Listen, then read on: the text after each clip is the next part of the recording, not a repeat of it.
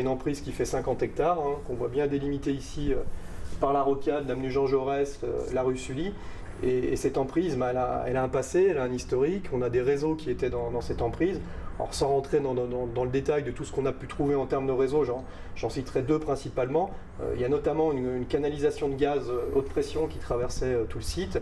Et puis on a trois bassins de rétention, un qui était ici, Montou, et puis un autre sur Ifinière qui a fallu d'une part reconstituer, c'est-à-dire qu'on a désaffecté l'équipement et on l'a reconstitué, et puis après reconstruire. Donc tout ce qui est bassin, ce sont des opérations qui sont portées par le Grand Lyon et la direction de l'eau, et c'est des opérations qui étaient nécessaires pour viabiliser le site et nous permettre de réaliser ces terrassements généraux.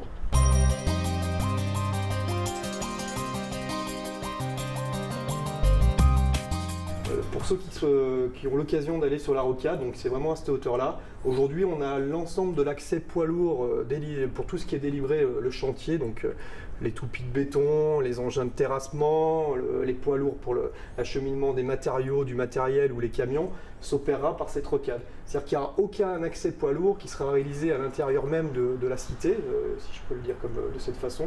L'ensemble des accès poids lourds vont arriver par la rocade et vont pouvoir venir délivrer le site aussi bien de l'OL, et donc son stade, et puis dans le cas d'une convention avec nos partenaires, potentiellement le site du Grand Lyon ou celui du Citral dans le cadre de l'extension T2. Juste pour la petite histoire, cet accès est vraiment essentiel pour nous. Il faut vraiment se rendre compte de l'importance du dossier. Aujourd'hui, c'est à peu près une cinquantaine d'engins de terrassement qui vont arriver incessamment sous peu sur le site.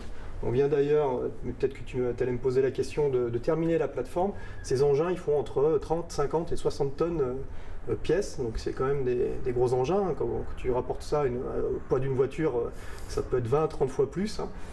Et on va réaliser pendant 4 mois, 5 mois, l'ensemble de ces terrassements qui représentent 400 000 m3. Donc je ne sais pas si vous voyez un peu l'ampleur, mais c'est des choses qui sont vraiment gigantesques. Aujourd'hui, on est quand même dans des standards de chantier qui sont le plus gros chantier en Europe à venir, quoi.